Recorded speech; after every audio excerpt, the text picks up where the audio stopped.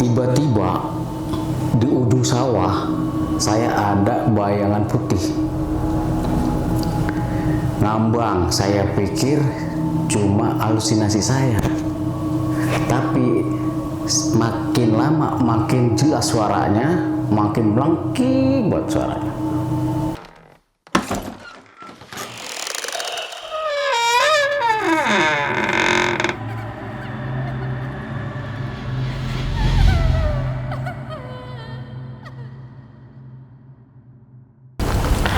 Assalamualaikum warahmatullahi wabarakatuh. Berjumpa lagi bersama saya Abdul Rozak di channel Misteri di Balik Gelap. Nah, kali ini kita kedatangan narasumber nih, sahabat saya yang mempunyai cerita yang sangat-sangat seram ya, menarik juga nih untuk kita simak bersama-sama. Ceritanya itu ketika dia membakar batu itu, bakar batu bata merah. Ini kita sambut aja nih sahabat dan teman saya nih, namanya Bodong. Ya. Bodong. Apa kabar Dong? Baik. Baik. Nah, Bodong ini mempunyai cerita yang akan dibagi ke kita semua. Ini ceritanya mistis banget. Nah, yuk bareng-bareng kita dengerin. Dong, mulai ceritanya. Jadi ceritanya waktu itu saya berusia 15 tahun. Saya setiap pulang sekolah itu selalu abang ipar saya nyari-nyari saya. Saya diajak mau nyetak batu bata di kebun sana, gegumuk sana kan ya, ada gegumuk sekitar jarak 500 meter lah waktu itu. Nah, di situ saya pertamanya nggak mau. Terus hari kedua diajak lagi. Nah, terus bapak saya nyuruh, udah sono ikut abang lo nyetak batu bata. Nggak mau Pak, saya bilang begitu kan ya. Emang kenapa? Dia masih senang main aja. Nah, waktu itu bapak saya kesel. Bapak saya ngeluarin golok, sampai ngelemparin saya golok, saya lari sampai nabrak pohon kelapa. Jadi saya berpikir waktu itu, oh iya, ini orang tua saya sudah tua, saya harus bekerja bantu orang tua, kan? Nah, disitulah baru saya ngikut abang ipar saya. Pergi jam 2 sore, pulangnya 10 malam. Pertama saya gali tanah, nyari dedek. Terus hari keduanya saya bikinlah mulai itu. Tanah saya aduk dedek, diinjek-injek waktu itu kan. Nah, terus abang saya sudah mulai ngoret rumput kan, buat tempat cetak bata. Tetangga saya sebelahnya sudah ada nih ceritanya, sudah ada, dia sudah jadi semua tuh, dia tinggal bakar. Setelah itu kan saya pulang, saya pulang sekolah main. Saya waktu itu nggak pergi juga ikut cetak bata. Nah, karena saya masih senang main. Pas itu saya senang main, ya main galasin. Dulu kan zaman galasin ya. Galasin, meng-mengan. Itu kalau main tuh malam mainnya. Dan juga itu nggak ada listrik. Cuman pelita.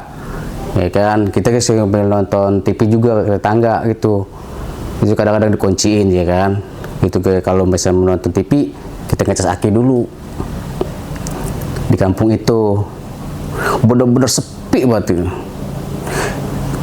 Nah, terus abis meng-mengan, kita selesai main, seneng lah ya kan, waktu kecil kan galasin, seneng ya kan. Senang-senang, habis itu waktu itu saya ganti berapa hari diajak lagi sama abang saya. Dari rumah bawa pacul, bawa termos, bawa kopi lah gitu kan. Nah jadi saya jalan ke sana bikin lagi cetak bata, ayo aja terus cetak bata, nyari dedek, nih kan panggul dedek itu, gali lubang sekitar 2-3 meter lah dalamnya. Jadi digunukin tanahnya dulu terus bikin gitu kan. Nah setelah udah jadi tanahnya kita bikin di cetak bata. Ayo sampai malam, sampai bawa tromak juga waktu itu. Nah terus abis itu tetangga saya juga kan udah mulai bakar bata. Abang saya nyetak, saya yang bikin tanah liatnya. Pas begitu kan abang saya kan udah mulai cetak bata, saya istirahat, ya kan. Waktu istirahat jam 9 malam. Nah di situ saya ngelihat satu gugumuk, bukan gugumuk ya, itu namanya apa sih, kebun tempat saya main juga sebenarnya. Di situ saya apa ya, merasa ada yang aneh, terbang putih gitu kan, kayak ada bayang-bayangan gitu. Nah saya kan sendirian, ceritanya saya sendirian, abang saya nyetak bata. Habis nyetak bata ini makin lama makin dekat, ya kan. Udah tuh waktu itu saya emang bener-bener ketakutan, diajaklah pulang sama abang saya, ya kan. Sama abang saya, udah kalau emang takut pulang aja dulu, ayo bareng pulang. Saya ketiga di jalanan di sawah, waktu itu saya dijegat sama ular buntung. Ingat Pak saya itu di jalanan, saya di sawah, namanya galangan sawah ya, nemu ular buntung segini ularnya. Kata abang saya, udah katanya jangan diterusin lagi, kita balik arah lagi. Tuh waktu itu abang saya, karena saya masih kecil juga, takut juga saya. Sampailah kita di rumah tidur, ya kan, karena besok sekolah ya.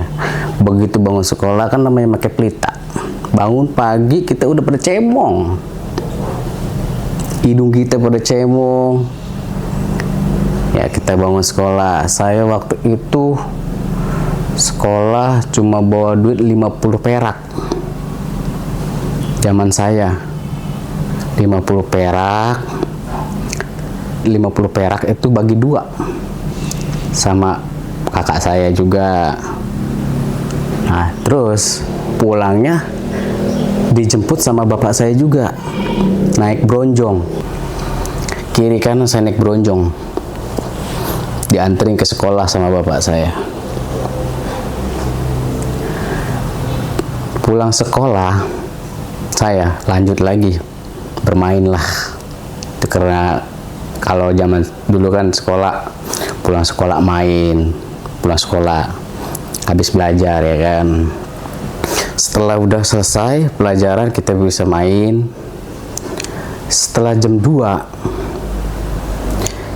siang itu saya udah mulai berangkat lagi, bawa cangkul sama seperti biasa, termos, kopi, kita ke tempat cetak bata. Kita nyetak bata lagi, terus nyetak bata. Akhirnya tetangga itu udah mulai menyusun mau nyetak bakar bata. Tanya dia, udah susun udah jadi. Saya tetap tuh nyetak bata sampai jam 10 malam. Ketika jam 10 malam saya kan sendiri, abang saya pulang dulu dia. Karena saya ada temennya kan, sebelahnya lagi bakar bata. Nah, saya ngaso lah ceritanya digubuk lagi. Digubuk lagi di balai itu. Ketika saya di pojokan ngelihat sesuatu, itu angin kencang. Yang sebelah saya lagi bakar bata itu rubuh. Saya kan sendirian. Karena saya sendirian ketakutan, saya ngumpet di kolong balai. Jongkeng saya karena saya ketakutan. Ya kan? Begitu abang saya nyampe, saya minta anterin pulang juga. Anterin saya pulang. Saya udah takut di sini. Ya kan? Yaudah saya gitu, akhirnya saya dianterin pulang sama abang saya tuh. Jalan pulang. Nah, dapat berapa hari saya diajak lagi sama abang saya. Nyetak bata lagi. Setelah nyetak bata, batanya kan udah kering, saya sistrikin dulu batanya, bersihin. Setelah dibersihin udah banyak, kita susun karena besoknya sudah mau bakar. Sudah saya susun semua, saya nyari dedek, ya kan, cari dedek berkarung-karung kan buat ngurugin batanya. Nah, waktu malam pertama saya seperti biasa nungguin batu mau dibakar karena saya jagain batu bakar kan sampai itu 2 hari 2 malam. Pokoknya setiap saya bakar batu bata ada yang aneh-aneh, ada yang ketawa, ya kan, cekikikan, yang terbang melayang, gitu kan. Karena saya nggak hirauin, karena sudah biasa. Begitu malam pertama, malam kedua beda lagi, tanya. Itu makin deket ketawanya makin deket. Tiba-tiba di ujung sawah saya ada bayangan putih ngambang. Saya pikir cuma halusinasi saya, tapi makin lama makin jelas suaranya, makin melengking buat suaranya. Saya kan ketakutan, namanya saya sendiri. Ternyata abang saya sampai. Kata dia sosok perempuan dengan rambut panjang. Tuh, merinding saya. Dapat berapa menit kemudian, ya kan, saya lanjut lagi bakar batu. Terus bakar batu, nyiramin dedek sampai itu kan. Kata abang saya, udah lu diam di sini, gua naruh cabai bawang dulu. Habis dari naruh cabai bawang, sekitar jam 2 malam, itu suara apa lagi? Akhirnya apa? Abang saya buka baju dan celana, cuma pakai sempak doang ya. Dia ngelawan, diusir, jangan sampai ngedeketin, karena kita kan lagi bakar batu. Kalau emang orang lagi bakar batu, ya cuma yang ngejail itu doang. Cuma itu doang yang suka ngejailin. Habis itu dapat berapa menit lagi, datang lagi di pojokan. Wah, ya kan, batu itu rubuh. Habis batu rubuh, kita paksa bangun, lihat di pojokan. Wah, ini jangan-jangan kerjaan dia lagi nih. Datang lagi dia ketawa. Wah, merinding saya. Saya lari lah ke balai. Ngumpet saya di situ. Nggak lama, jelang berapa menit lagi, meledak lagi batanya kan, buar, ampar-amparan. habis ampar-amparan udah nggak bisa dianu lagi nih si Kuntinya nih, nggak bisa diajak inilah gitu ya.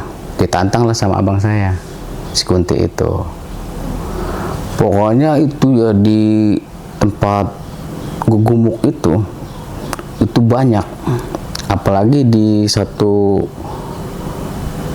tempat di gubuk sana emang itu tempatnya. Karena kan kalau siang saya main ke situ ya kan, nyari asem apa gitu kan ya, buat makan gitu kan, buat nyayur gitu, jadi sudah asem di situ. Itu saya ngalamin di situ waktu cetak bata. Saya emang baru kali itu denger kuntilanak, ya kan. Saya bener-bener ngalamin itu cerita. Pokoknya waktu saya cetak bata itu memang serem, karena saya kan masih pemula gitu kan, masih pemula juga, bantuin abang saya cetak bata, karena kan saya kira seru juga nih cetak bata, karena saya juga kan kerja juga sama dia kan. Habis cetak bata selesai, besok paginya kita ngumpulin karena udah matangnya setengah, karena sering diganggu gituan sama kuntilanak itu. Pas malam kedua kalinya saya bakar bata itu sama sekali nggak matang, yang ada gosong. Besok paginya kita bongkar, yaudah cuma jadi arang aja gitu, karena nggak matang sama semua gitu. Selesai itu ya udah kita beresin yang matangnya, kita kumpulin. Di situ juga ada tempat gelombangan yang aneh gitu. Pagi-paginya kan kita bongkar nih, di situ ada sesuatu yang aneh. Pas kita bongkar, yang aneh itu ada semacam telur gitu kan ya, telur. Akhirnya dibawa sama abang saya juga, itu dirawatin sama dia. Jadi cuma cerita itu yang saya pernah alami gitu. Habis itu ya udah kita bawa bata, kita jual. Ya gitu aja cerita. Oh, jadi begitu cerita dari teman kita Bodong, cerita yang menarik tentang bakar batu, ya kan, ceritanya digangguin kuntilanak. Dan waktu itu pada zaman itu kan memang di daerah kita kalau mau punya rumah batu gitu, kita harus bakar sendiri. Kalau semen ada di material, pasir ada, tapi kalau batu itu nggak ada. Jadi kita harus buat untuk ngebangun rumah. Ceritanya cukup menarik. Saya ada satu quote yang akan saya sampaikan untuk video ini gitu. Jika hidupmu begitu sulit menghadapi kehidupan, maka bersyukurlah karena Tuhan sedang mengajarimu cara untuk menjadi kuat. Oke, sampai berjumpa di video lainnya yang pasti akan menarik. Assalamualaikum warahmatullahi wabarakatuh.